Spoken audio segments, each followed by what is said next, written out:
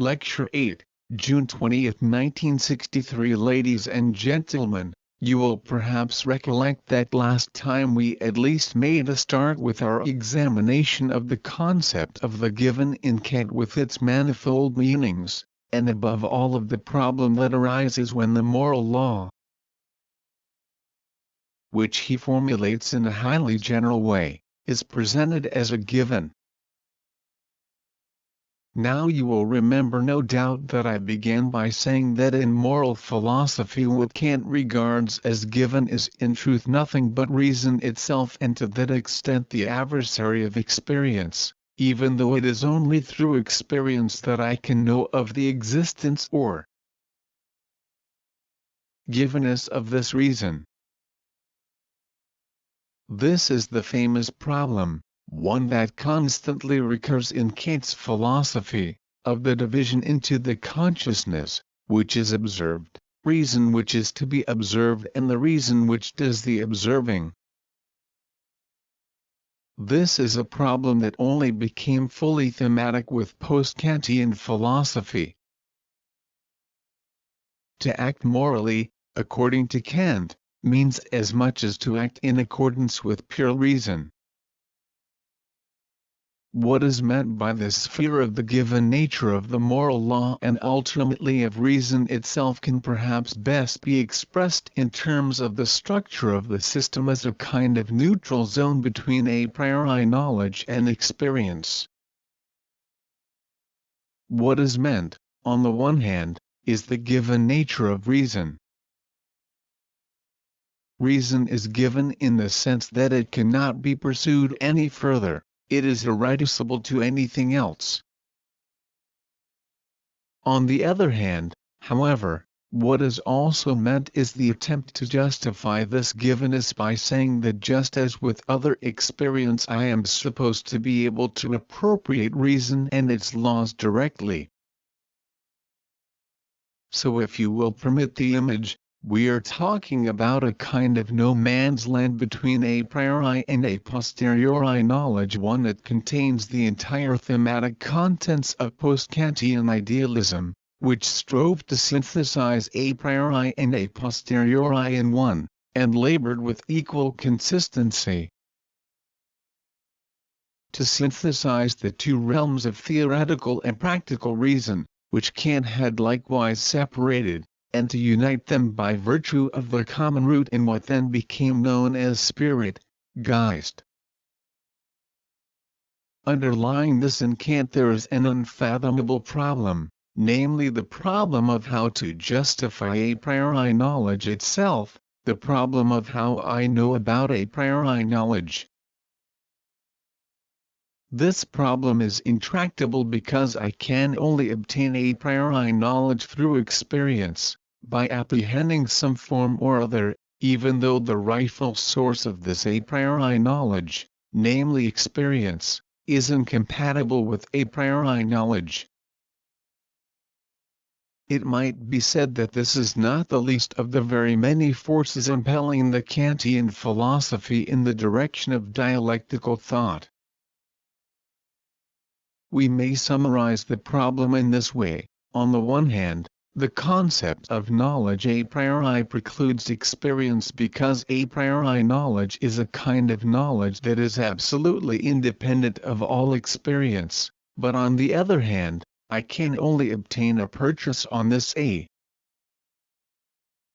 priori knowledge through experience, through perception of one kind or another. And here we have a contradiction that cannot be resolved by the procedures of ordinary, traditional logic. The consequence of this is that philosophy can have no other recourse than to make this contradiction a theme in itself.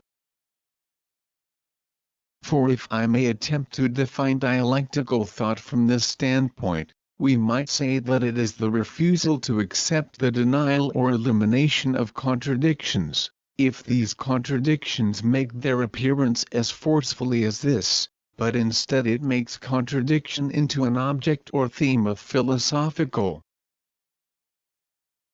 reflection itself.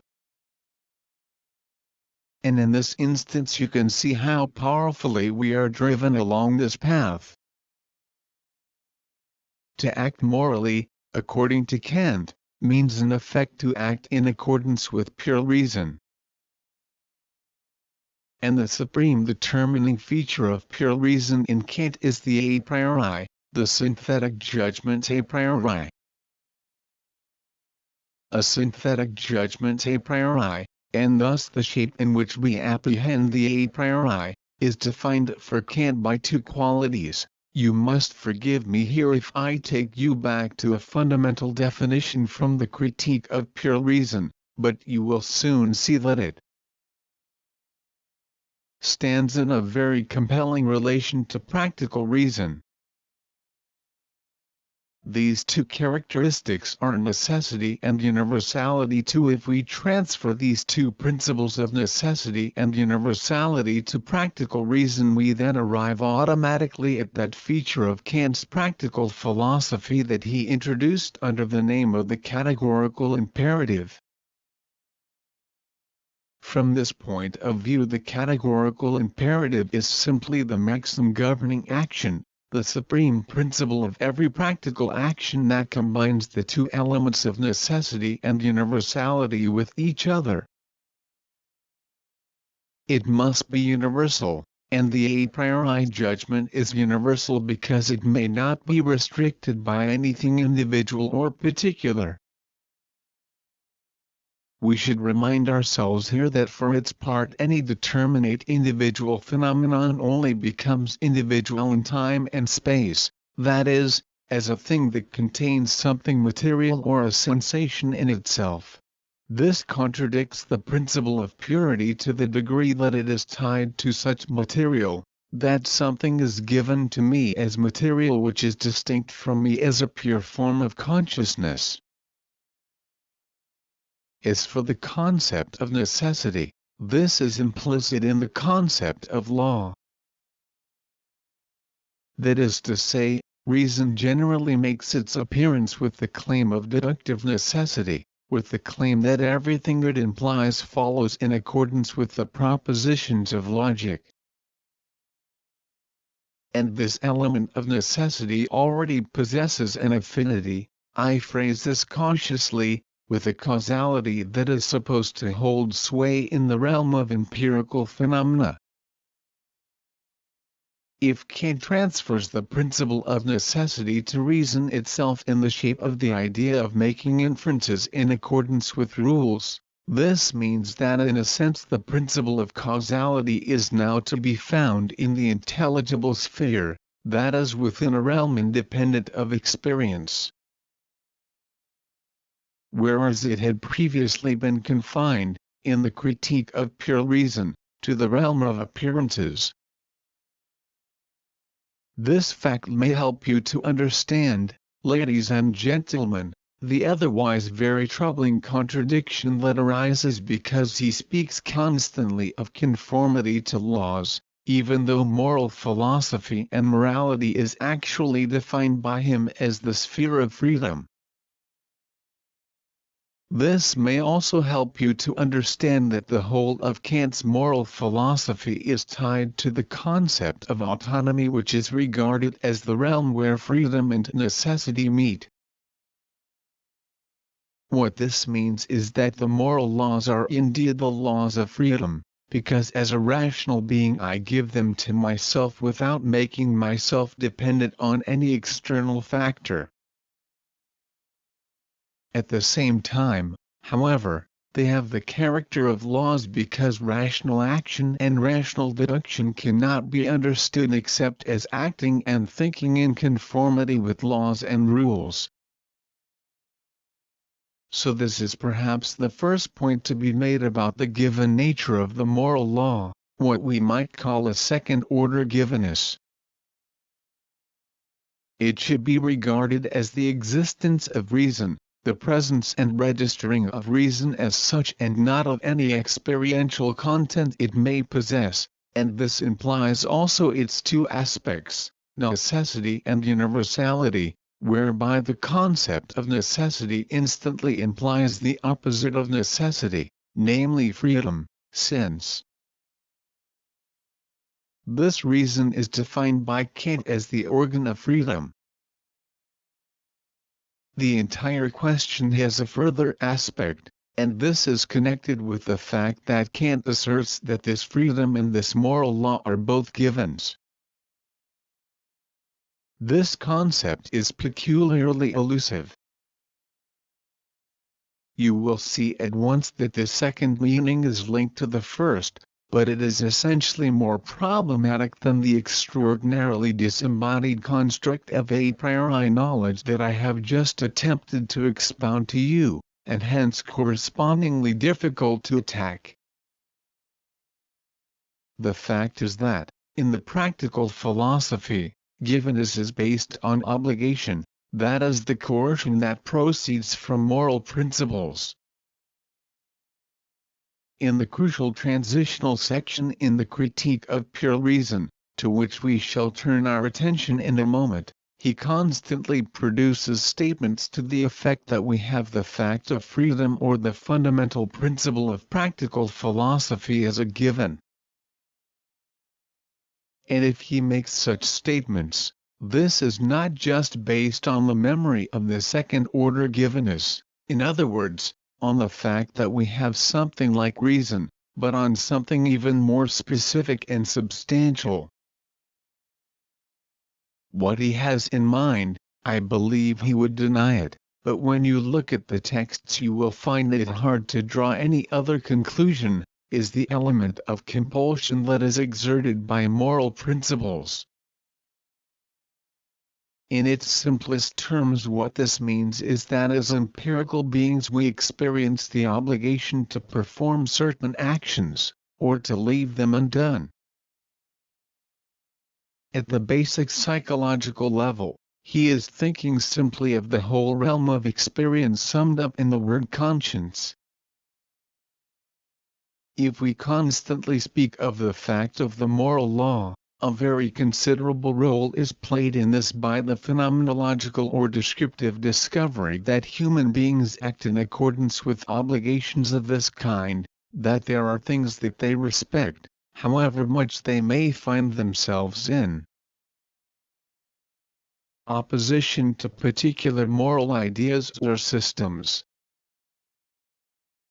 I only need remind you of the fact regurgitated ad nauseum by complacent Philistines that even in the world of crime there is supposed to be a definite moral code, and that for the real criminal, at least that is what we read in books, there are particular actions that are simply precluded by his code. From this every moralist infers a justification for his own moralism.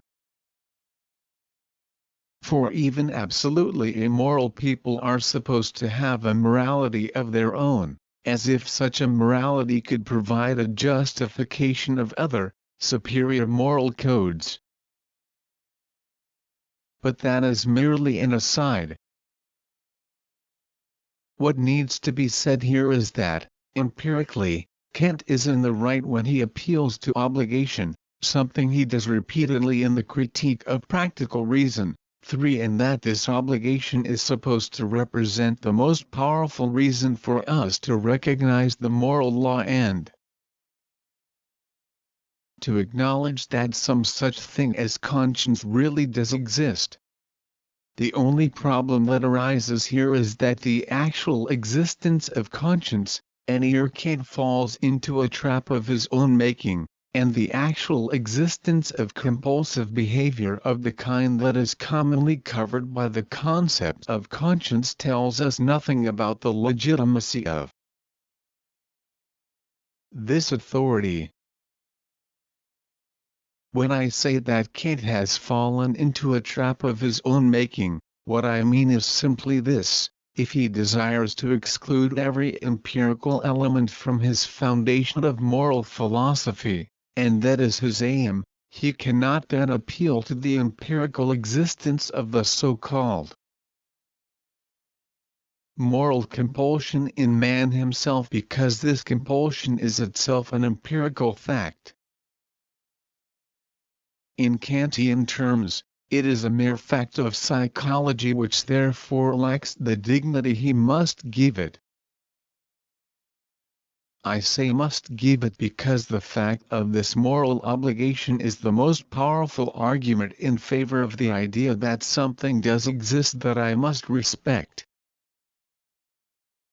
This is one of the points at which empirical science has made a definite advance over Kant, and as the man of enlightenment that he was, he would surely have been the last to deny this. Psychoanalysis in its strict form has shown that these compulsive mechanisms that we are subject to are phylogenetic, that is to say, they are internalizations of actual power, internalizations of dominant social norms. These norms are transmitted to us through the family and we generally appropriate them by identifying with father figures. By the strict form of psychoanalysis I mean its Freudian version and not the adulterated versions, the attempts at depth on the part of people like Jung and Adler which result only in greater superficiality. Moreover, psychoanalysis has shown something that would not have been to Kant's taste at all. This is the idea that the authority known to psychoanalysis as compulsive character, or in Freud's later writing as superego, is irrational insofar as it is pathogenic. That means that this compulsion tends to be transmitted to things that are irreconcilable with reason. An instance, I suppose, would be when a man can only go to sleep once he has performed a certain ritual like smoothing out the pillows, or the kind of compulsive actions performed incessantly by particularly pedantic, sadistic or miserly people in the name of an orderly life or in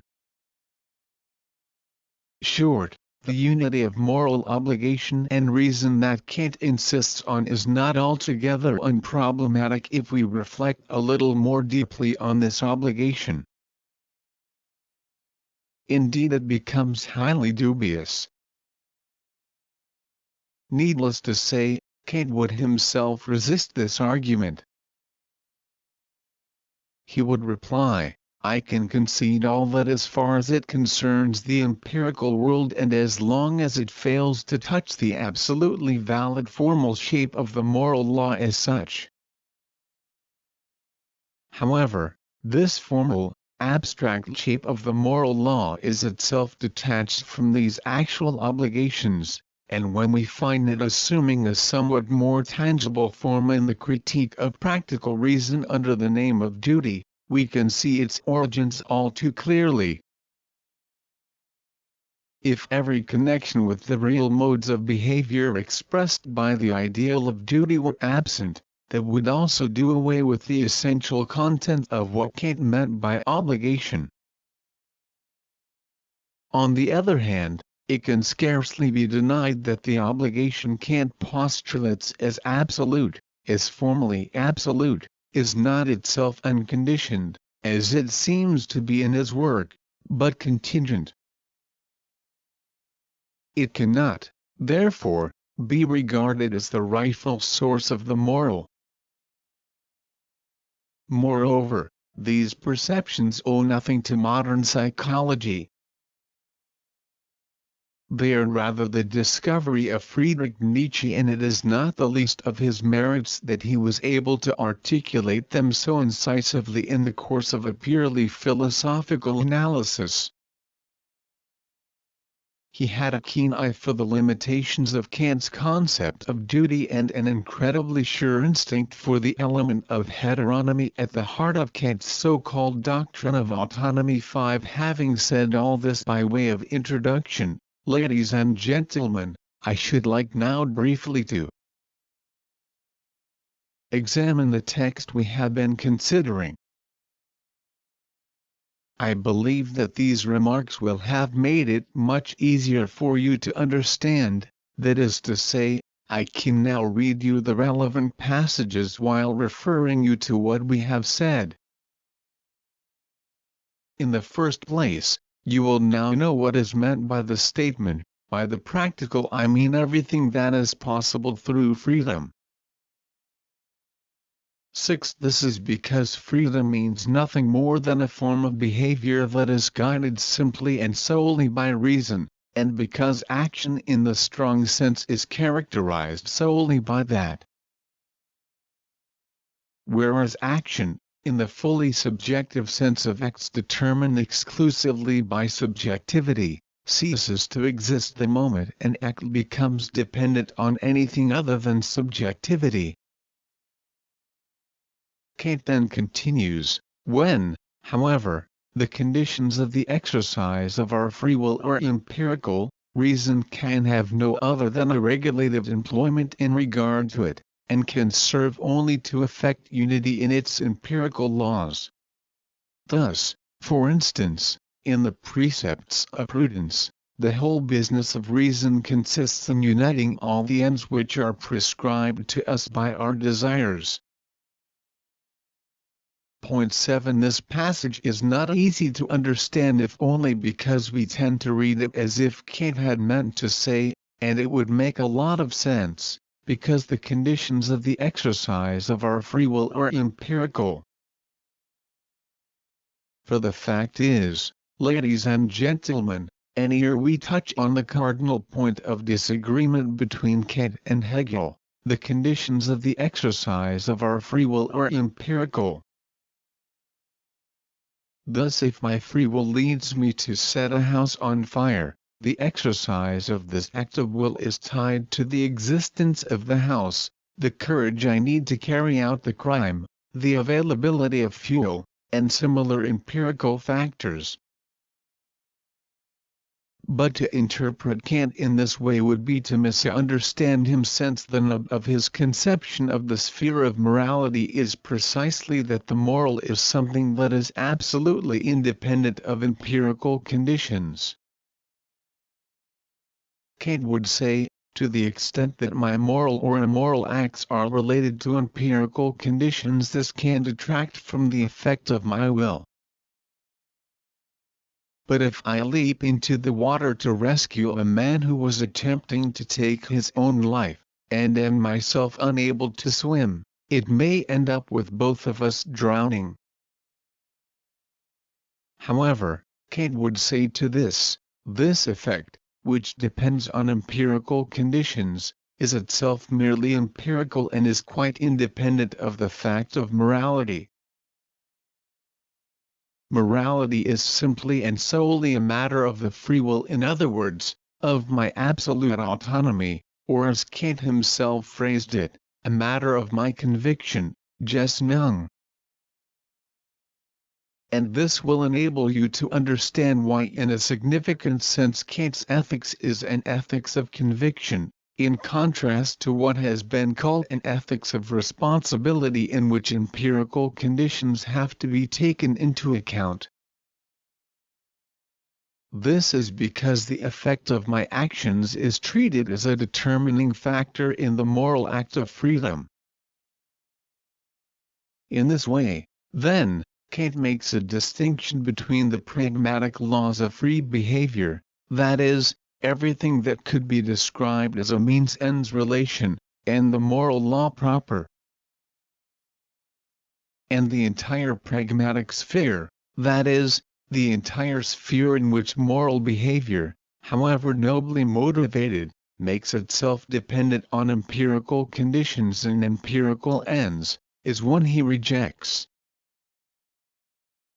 He has only one concern, and this is that the moral law as such should be obeyed, and the effects of any resultant actions are excluded from consideration.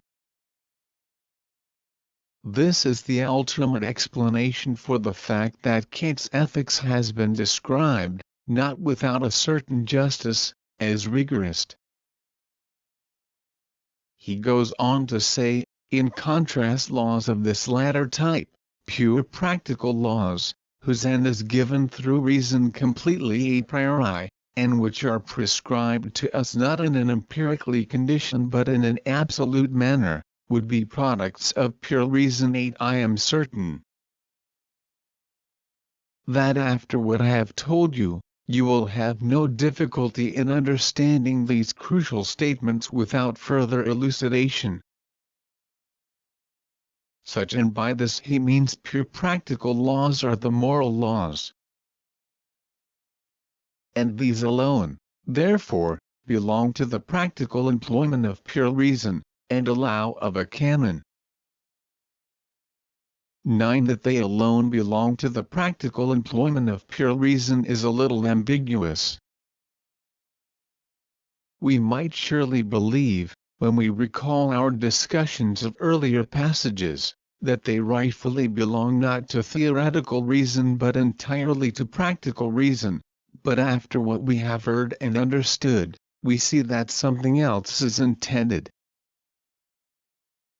Namely, that the moral laws proper are only those that are valid for the practical employment of pure reason and its canon. What are not valid, on the other hand, are the pragmatic laws of action that ultimately are only the laws of prudence and are therefore heteronymous. This is because they bind us to external conditions and external consequences, and for that reason they make us unfree in a certain sense and dependent on something that is not our own reason. Kant continues, the whole equipment of reason, in the discipline which may be entitled pure philosophy, is in fact determined with a view to the three above-mentioned problems. These, you recall, are the problems of God, freedom and immortality. These, however, themselves in turn refer us yet further, namely to the problem of what we ought to do, if the will is free, if there is a God and a future world. As this concerns our attitude to the supreme end, and the supreme end is the moral law, it is evident that the ultimate intention of nature in her wise provision for us has indeed, in the constitution of our reason, been directed to moral interests alone. 10. Ladies and gentlemen, you have here the explanation of everything that, as early as the Critique of Pure Reason, can be described as the primacy of practical reason. For if our reason is in general only directed at the moral and everything else is no more than what might be called a stimulus for reason, then according to this theory practical reason must have priority over theoretical. In the process we witnessed the remarkable internalization of the old teleological belief that the world is rationally organized, which was to be found in Leibniz's philosophy. This takes the form of the belief that our reason is so arranged that it shows us the way to right action, that it suffices in itself to tell us what we should do. Thus here we have a system of ethics that is radically internalized, radically subjectivized for the first time, and in it the teleological thinking of classical rationalism has been given a new function. This does, however, give rise to a remarkable inconsistency that I should not wish to pass over without having brought it to your attention. The question is raised suddenly about what we are to do if God exists, if my soul is immortal and if I am free. 11. However, this stands in a real contradiction, one that cannot be explained away, to Kant's own principle according to which these three elements are supposed to follow as the postulates of practical reason, and to act as the guarantors of the moral law, as Kant phrases it at one point in the Critique of Practical Reason. 12. Therefore, they cannot be treated as the preconditions of the moral law. Rather, they are what is conditioned by it, and I have already pointed out that in this respect Kant is to be found in the mainstream of modern rationalist thought because he infers even the existence of God from reason, which is identical with the moral law, and does not postulate God as an absolute. But if that is the case, it is hard to explain why these three elements should be able to tell us anything significant about what I should do, since what I should do follows from the absolute, namely the moral law itself, and not from something that might be discerned from a great distance as its possible alternative or its possible guarantor. Now I believe that this is one of the first points at which the element of heteronomy creeps into the Kantian ethic. For by reinterpreting freedom as the freedom of the unconfined and absolute employment of reason and at the same time, as the law that I have to obey and in accordance with which I must act, this philosophy at once acquires an authoritarian aspect. It is as if the appeal to reason alone might not suffice to enable the moral law to prevail, even though it coincides with reason, and there actually are passages in Kant's ethical writings, particularly in the groundwork of the metaphysic of morals, where he points out that in order to act rightly there is no need for philosophy and that it is possible to lead a good, honest life even if you have not studied the groundwork of the metaphysic of morals. Of course, this takes us back to the healthy, old, rustic virtues of the peasant, and in a sense constitutes a restriction of the rationality contained in the concept of reason. For if the concept of reason is the supreme authority, and nothing is moral but reason, then it follows that all action that does not result from the employment of reason is immoral. I am speaking now in the spirit of Kant himself, of immanent critique. The moment he fails to acknowledge this, himself, by attempting to preserve the authority of the moral law, introduces into his own philosophy an element that contradicts his own concept of autonomy. But if that is the case, then the moral law is in fact not sufficient on its own to induce human beings to behave morally. Here again, insofar as we are arguing pragmatically, in the realm of moral experience, Kant is in tune with the psychological observation that has taught us to accept the reality of something like conscience in the sense we have already discussed, and the existence of what we called obligation. But at the same time the resistance of the instincts to the secondary, derived aspect of the superego that has been imposed on us is so powerful that it makes our own attitude problematic to the point where we are constantly tempted to break out. In this respect Kant is an authentic spokesman of bourgeois society and its discipline, above all, of the bourgeois work discipline. And wherever we speak of bourgeois morality we think in the first instance of bourgeois work discipline. For he evidently feels it necessary to mobilize assistance in order to din into people the need for strict adherence to the moral law because the appeal to pure reason does not suffice on its own. And this explains the remarkable statement, one which is truly heteronymous in Kantian terms, about what we ought to do, if the will is free, if there is a God and a future world.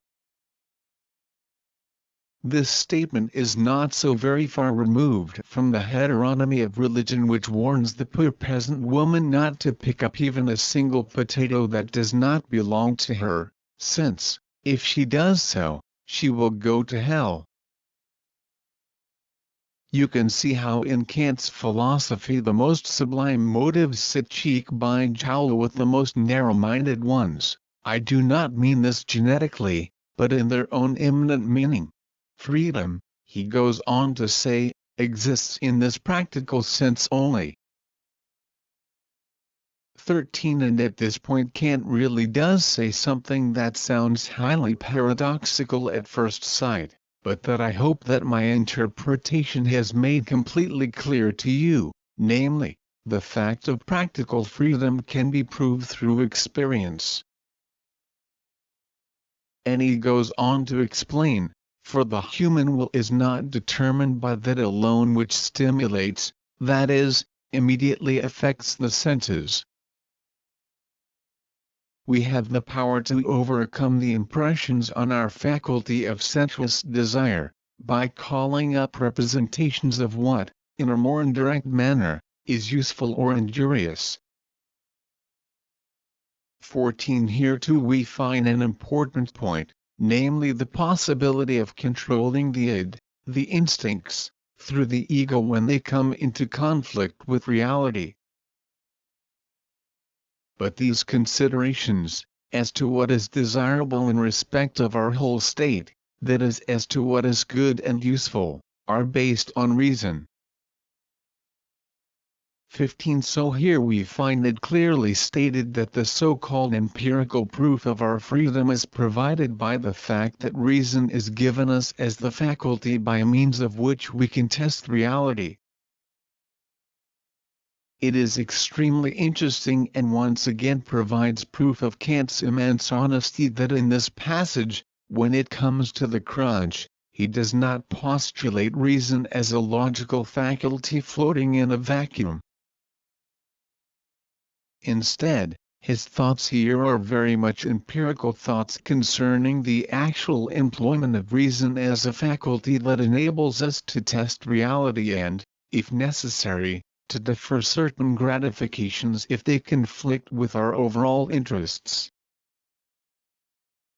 You see, then, that here, where he really has to argue in order to demonstrate the existence of reason, he ignores the absolute antithesis between the pragmatic laws of reason and the actual moral laws. He ignores it because he is perceptive enough and truthful enough to realize that reason as the pure organ of truth and reason as the organ of our self-preservation are not two absolutely separate things that have nothing to do with each other. He can see that the reason that makes itself autonomous and focuses entirely on truth is a dialectical product. It is the child of the self-same, self-preserving practical reason in the ordinary sense which he had tended to dismiss as merely pragmatic in the preceding section. Reason therefore, he continues, provides laws which are imperatives, that is, objective laws of freedom which tell us what ought to happen, although perhaps it never does happen. You see here his indifference towards effects therein differing from laws of nature, which relate only to that which happens. These laws are therefore to be entitled practical laws. 16. I have only quoted these somewhat paradoxical statements of Kant's in order to highlight and confirm the interpretations I have given. I hope that these laws will now begin to be transparent to you and to acquire as much meaning as I have attempted to suggest to you in my discussion of them. Thank you. Lecture 9, June 27, 1963. Ladies and gentlemen, our lecture course has had to be interrupted once again, but you may remember that we were in the middle of our reconstruction of Kant's approach to moral philosophy, and I want simply to continue where we left off. Point 1. I should like to start by reminding you of the assertion that reason provides laws which are imperative.